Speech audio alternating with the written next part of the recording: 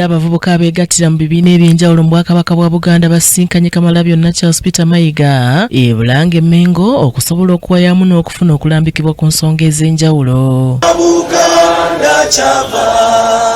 Nga bakulembeddwamu olukiiko lw'abavubuka olw'okuntikko mu Buganda olwa Buganda Youth Council olukulemberwa ssentebe w'abavubuka mu ggwanga Derrick Kavuma era ayogedde ku lwa bonna aloopedde Katikkiro obumu bwe balina n'anokolayo egimu ku miganyulo gyabwo.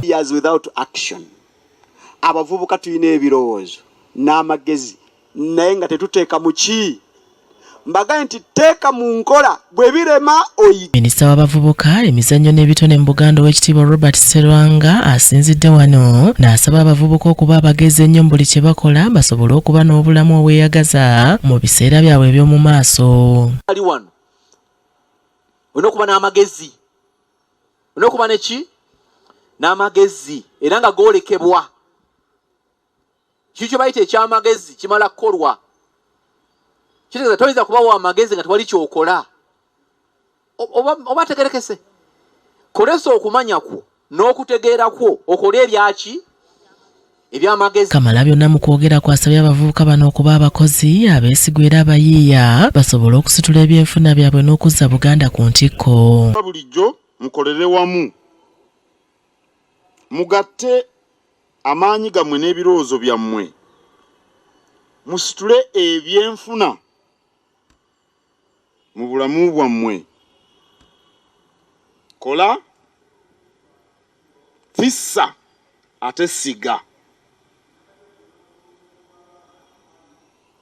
Tewaliwo nkulaakulana ejja kubeerawo mu Buganda ng'omuvubuka Ssekinnoomu talina kyakola.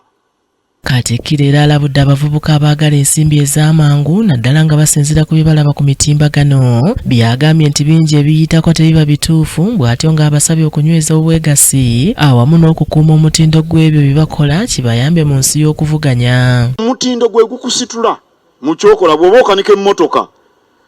Leka kuŋŋamba nti Ssekabuzooba yafudde nga Ssekabuzooba ate nnamu. Teekamu Ssekabuzooba entuufu gy'oŋŋambye nkweyunire n'enkya.